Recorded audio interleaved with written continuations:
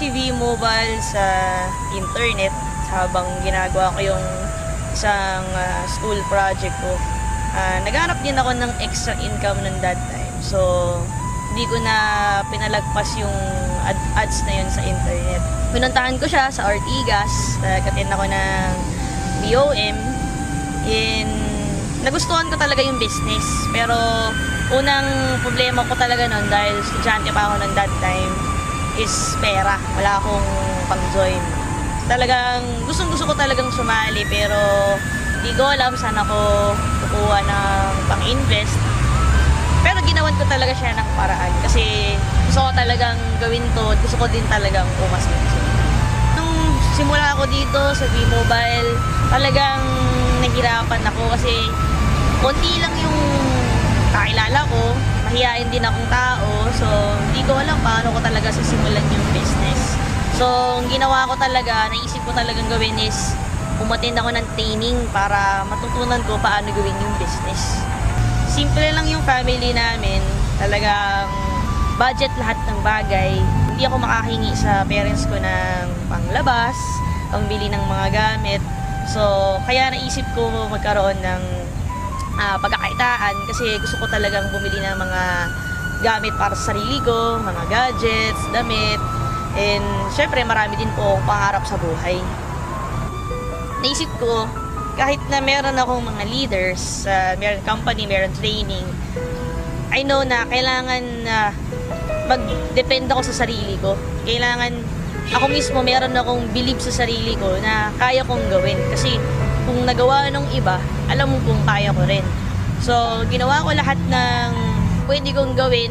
Nag-research ako ng trainings, at nagbasa ako ng mga books, at nag-ask din ako ng mga advices and opinions sa mga successful na tao.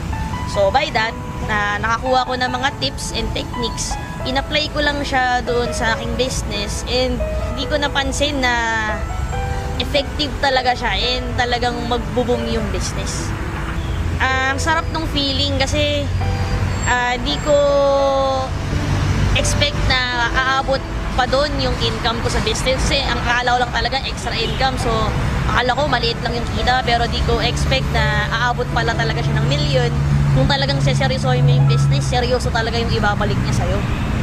Nakuha ko yung unang sasakyan ko after 1 year mahigit ko sa business kasi part-time pa lang ako nun, estudyante pa lang ako nun.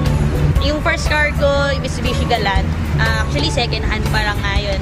And siguro mga around less than 200,000 yung bili ko doon.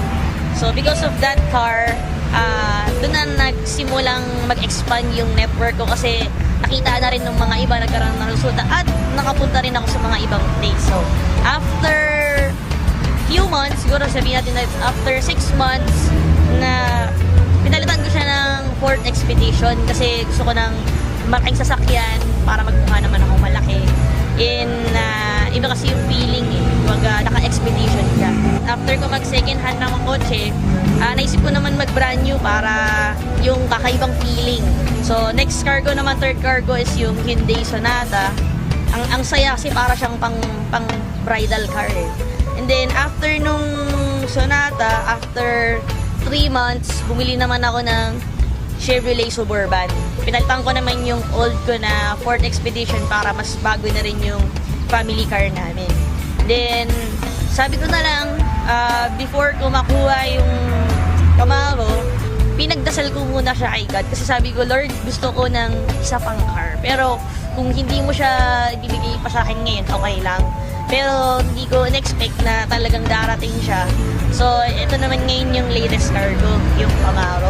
Talagang, ang sarap ng feeling kasi dati hindi naman ako nakakasakay ng sasakyan. Wala akong sasakyan. Hindi ko alam kung makakabili ba ako ng sasakyan. Hindi ko rin dati na-experience na pumasok ng showroom at from that day is pwede ka nang bumili ng sasakyan. Nung una pa nga, ayaw ko pansinin ng mga agents kasi siguro akala nila isa lang ang musmus na bata. Pero di lang nila alam na ako na pala yung bibili ng sasakyan.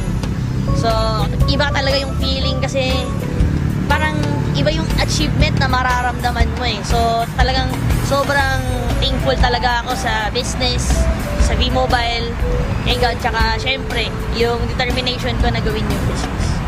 Sa lahat ng nag-reject sa akin, maraming salamat kasi dahil sa inyo, lalong lumakas yung loob ko na gawin yung negosyo at matunayan sa mga hindi naniniwala sa akin na kaya kong gawin yung business with or without you.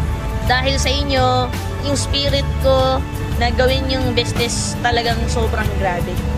Advice ko sa mga new members, number 1, maniwala muna kayo sa Diyos. Kasi siya yung nagbigay sa inyo, nagturo sa inyo ng opportunity na ito. Magtiwala din kayo sa company kasi yan yung magbibigay sa inyo ng mga commissions ninyo. And lastly, magtiwala kayo sa sarili ninyo kasi wala namang imposible kung marunong kang